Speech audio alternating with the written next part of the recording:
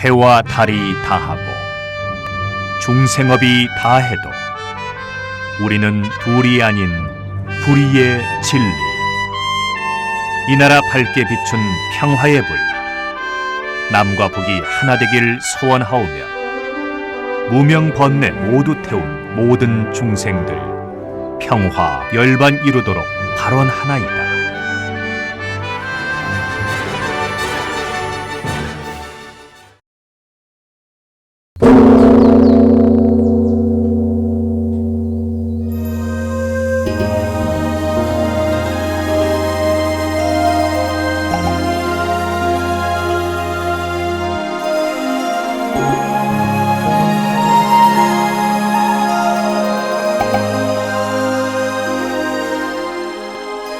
선무회자 스님과 마음으로 찾아가는 108산사 영상순례, 그 14번째 순례지는 강원도 영월군에 있는 사자산 법풍사입니다. 우리나라 5대 정멸보궁 중에 한 곳이기도 합니다. 신라 선덕 여왕 때 자장율사가 당나라 청량산 태화지에서 문수보살을 칭견하고 석가모니불 진신사리와 가사를 전수받아 643년에 귀국하였습니다.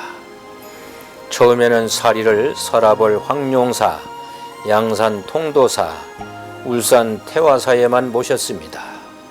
그 후에 설악산 봉정암 태백산 정암사, 사자산 법풍사, 오대산 상원사에 모셨던 것입니다. 법풍사는 처음에는 흥령사라 하였습니다. 이절 역시 신라불교 부산 선문 중에 사자 산문의 중심 도량이었는데 진성여왕 때 평화로 불타버리고 1900년 초까지 아주 작은 절로만 명맥만 이어오다가 1902년에 비구니 대원각 스님이 꿈을 꾸고 이 절을 찾아 중건하고 절 이름을 법풍사로 바꾸었습니다. 그러나 1912년에 다시 화재로 불타버리고 현재의 당원은 정멸보궁을 비롯해 대웅전, 무설전, 요사체, 시무장 등이 있습니다. 법당 안에는 불상을 봉안하지 않고 있으며 이 정멸보궁 좌측 뒤에는 자장율사가 진신사리를 봉안하고 수도하던 곳이라고 전해지는 토굴이 있고, 자장율사가 당나라에서 진신사리를 놓고 사자 등에 싣고 왔다는 석함이 남아 있습니다. 정멸보궁 뒤에는 진신사리를 봉안하였다는 유형 문화재인 영월 법풍사 부도가 있습니다. 또 이 밖에도 보물 612호인 영월 흥령사, 징효대사 탑비와 징효국사 부도가 있습니다. 진신사리의 영원한 보존을 위해 자장율사가 사자산 어딘가에 사리를 숨겨둔 채 정멸보궁을 지었다고만 알려져 있어서 사리가 어디에 있는지를 알지를 못합니다. 지금도 간혹 사자산 주변에 무지개가 서리는 것은 바로 그 사리가 바라는 광채 때문이라고들 합니다. 사자산 연화봉 언덕 끝자락 부처님의 진신사리 정중히 모시고 나라의 흥령과 백성의 편안한 서원을 위해 처음 그 이름을 흥령사라 하였답니다. 1400년 세월 동안 부처님 출현하시길 갈구하는 중생들, 간절한 염원 속에 숨쉬는 성스러운 진리의 법향이 맑은 도량 곳곳에 고요히 스며 있습니다. 정멸보공 오르는 고적한 길, 붉은 소나무 사천왕처럼 보공을 지키고 소나무 수탈의 역사 간직한 황장금표, 온갖 번뇌 망상 사라져버린 정멸보공, 산 아래 날아갈 듯 반듯하게 서 있습니다. 뒷산에 널린 돌멩이는 어느 것 하나 부처님 살이 아닌 게 없고 풀 한 포기도 법당 아닌 것 없으니 온 세상 온 산이 법신불이라 이것이 법풍사가 전하는 깊은 뜻인가 합니다.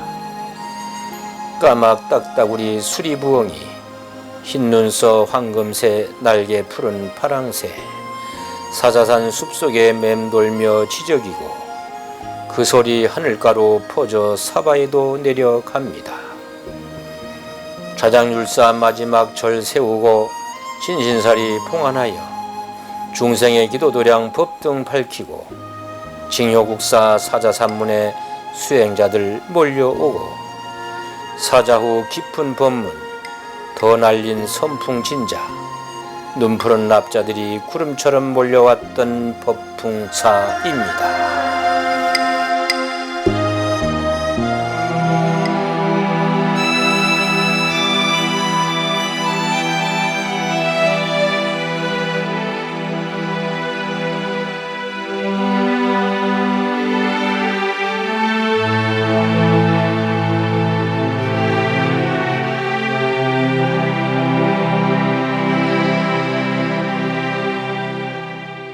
오늘의 법문은 나를 찾는 108기도문 제14배에 대한 법문입니다.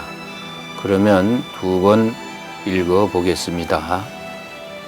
이것이 있기에 저것이 있고 이것이 생기기에 저것이 생김을 명심하겠나이다.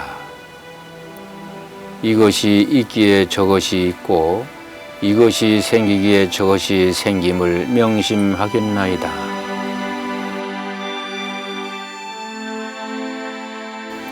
부처님께서 29살에 카필라 성에서 출가하여 아마노강을 지나기 전에 3단 같은 머리를 깎으시고 자신이 입고 있는 화려한 옷이 숲속의 수행자에게는 어울리지 않아 지나가는 사냥꾼이 입은 노란색 옷하고 바꾸어 입었습니다. 그리고 인근의 아누피아 숲에서 며칠간을 지냈다고 합니다.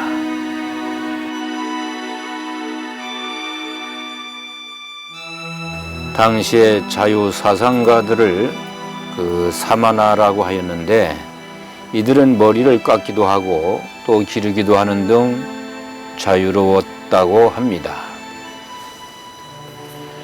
오늘날 우리 스님들을 보고 사문이라고 하죠. 모래문이라는 뜻이 아닙니다. 이 사문이라는 말은 부처님 당시 인도에서 힌두교 베다의 신들과 그들의 각종 의식을 부정하고 저항하는 자유사상가를 사마나라고 하였고 이것을 중국에서 번역하면서 사문이라 한 것입니다.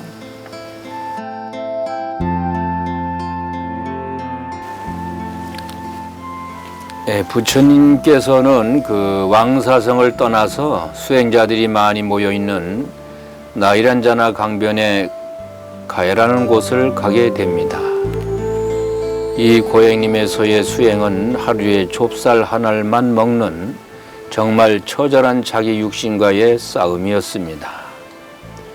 육신이 편해지려는 것, 맛있는 것을 먹으려는 것, 또 좋은 것으로 치장하려는 것, 누워서 편히 쉬고 싶어지는 것을 처절한 고행으로 막는 수행을 하였습니다. 그러나 이런 고행의 결과 부처님은 아무것도 얻지 못했고 자신이 가진 의문을 풀 수가 없었던 것입니다. 그래서 아니야, 이렇게 육신을 괴롭히는 고행을 하는 것은 아무 도움이 되지 않는다고 판단하시고는 바로 그 고행님을 벗어나게 됩니다. 그리곤 부처님은 바로 나이란자나강을 건너서 피팔라 나무가 여기저기 자라는 한적한 곳에 자리를 잡습니다. 피팔라 나무를 우리는 보리수라고 합니다. 그 강변에 자라는 쿠샤라는 풀을 베어서 방석으로 삼아 앉습니다. 후대에 깨친 부처님이 앉으신 풀방석이라고 하여 이 풀을 길상초라고 하였습니다.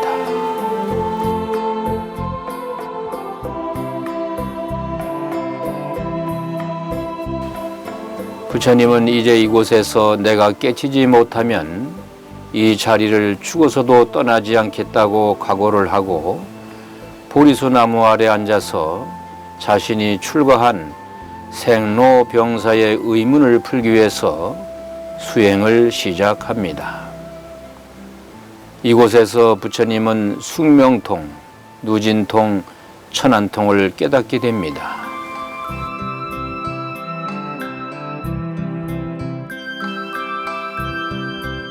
아함경에는 다음과 같이 되어 있습니다. 나는 결가부자로 앉아 몸과 마음을 바르게 하고 생각을 앞에 메어 두었다.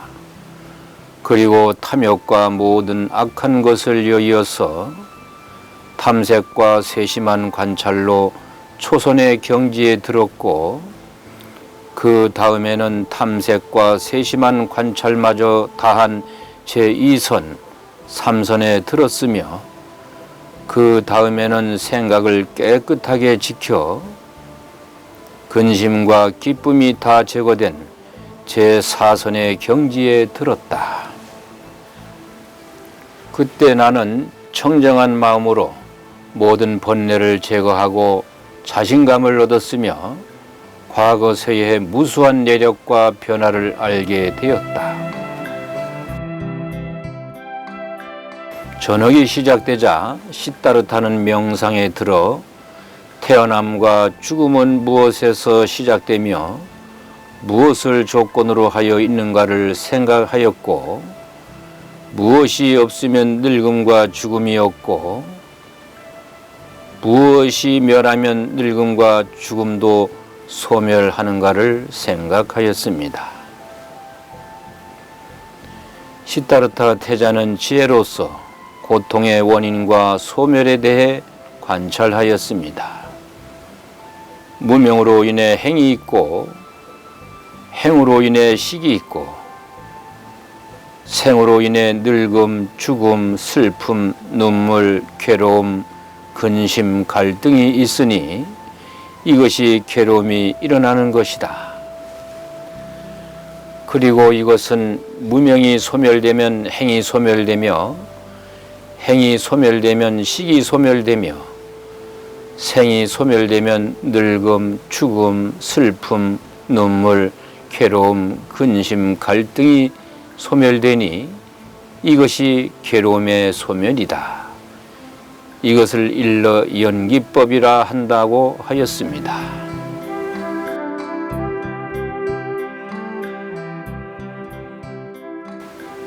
시다르타 태자는 밤이 시작될 때 이 연기가 발생하는 대로 관찰하고 또 반대로 관찰하였습니다. 시다르타는 밤이 끝날 무렵에 연기의 모든 원리를 보는 지혜가 생겼고 통찰력이 생겼으며 진리를 꿰뚫는 지혜와 깨달음을 직접 체험하였습니다.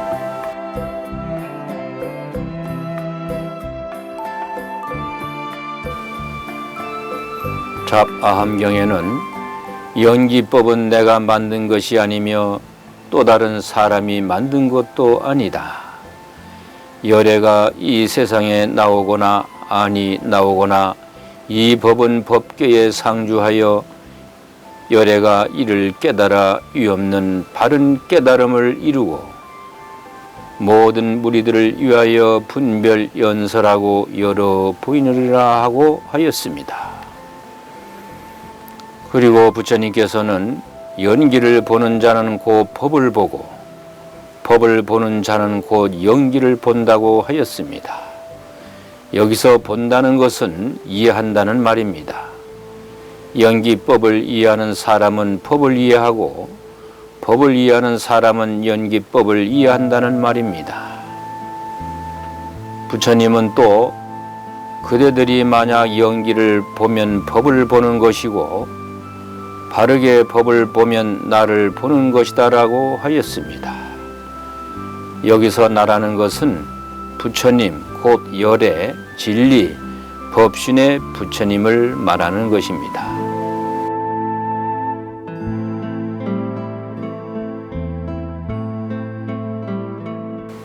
물론 부처님이 깨달은 것이 이것만이 아니었습니다.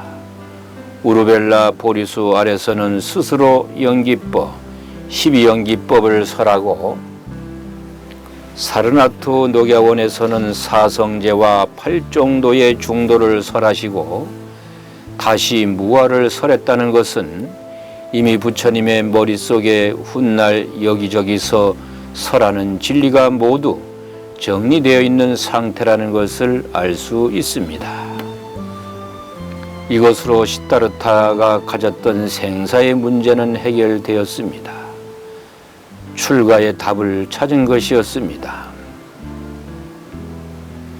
연기법을 있는 그대로 봄으로써 생사유전에서 해탈하여 정각자가 되었으며 인류가 생긴 이래로 삶과 죽음의 문제에 시달리던 인류를 생로병사라는 번뇌와 괴로움으로부터 벗어나게 했으니 부처님이 되어 인류를 신과 번뇌의 속박에서 벗어나게 하는 맑고 밝은 시원한 새벽을 열었던 것입니다. 대열반 해탈의 길을 열었던 것입니다.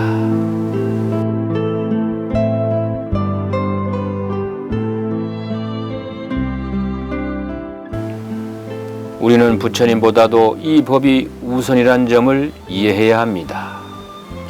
우리 불교가 가장 이상으로 하는 열반에 도달하기 위해서는 부처님이 가르친 진리와 법에 따라야지 부처님이라는 인격체를 따르는 것은 아닙니다.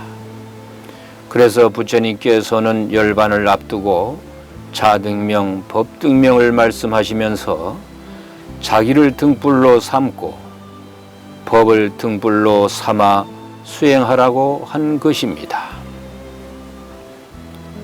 그러나 법이 중요하지만 이 법마저 집착해서는 안 된다고 가르치셨습니다.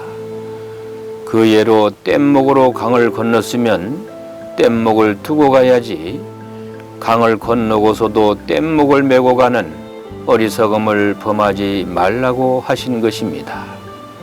이 말은 곧 법에도 집착하지 말라는 말입니다. 그러면 이 연기법이 부처님이 출가할 때 가진 생로병사의 의문을 어떻게 해결했을까요? 그것이 해결되었으니 부처님이 정각을 이룬 것 아닙니까?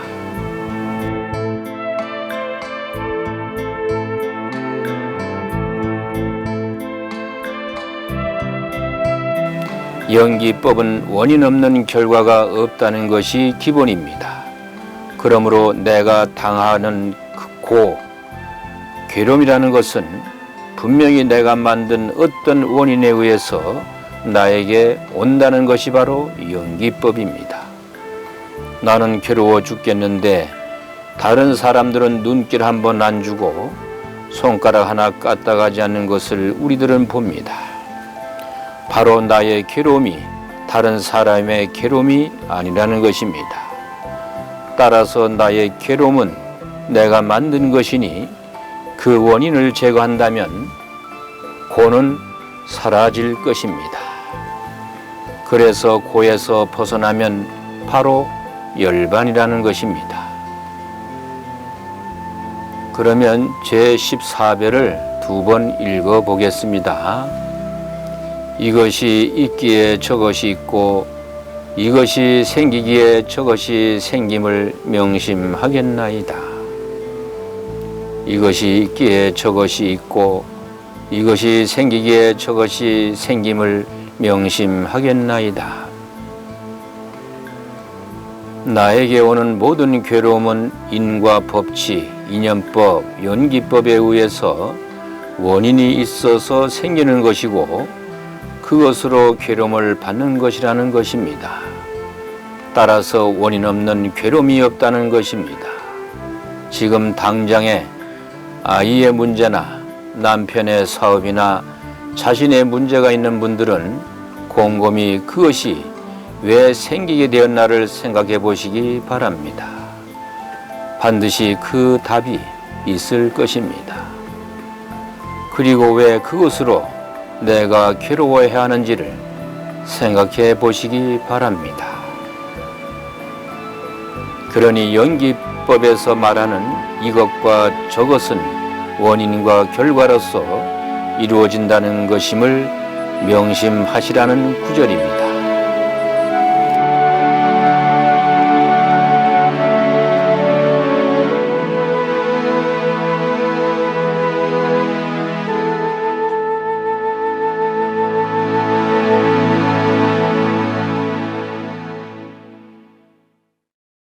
그래서 108 초코파이 전달 시간이겠습니다. 초코파이 수령은 오늘 육군 제36사단 백호정사 주지 서원 홍창호 대원과 장병들 함께했습니다. 여러분께서 오늘 가지고 오신 초코파이는 이 36사단 백호정사로 갔습니다.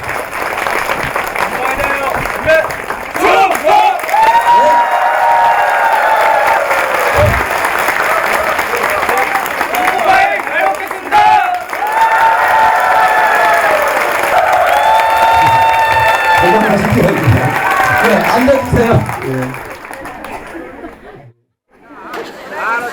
안녕하세요. 야, 만원씩. 아이고, 스님이시네. 스님. 만원씩이래. 자.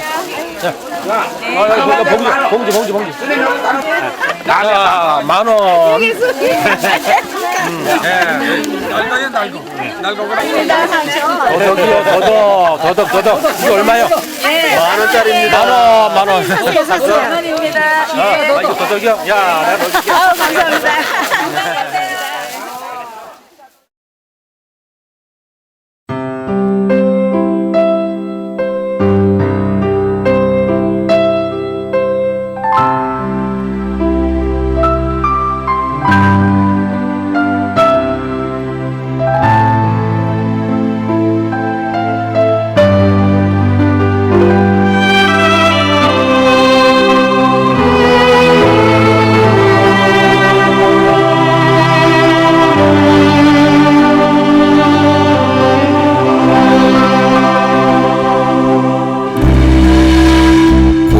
것이 많은 사람이 되세요. 절 가는 길 젊은 보살님도 노 보살님도 눈만 마주치면 인사합니다. 고맙습니다.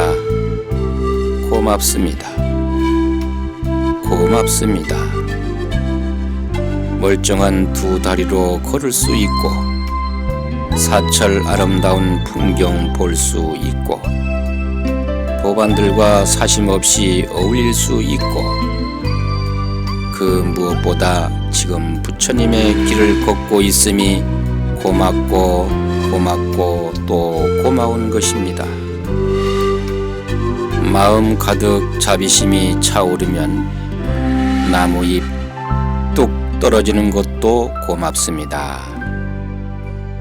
마음에 아만이 가득하면 고맙다는 말이 잘 나오지 않습니다. 그대는 어떠한지요?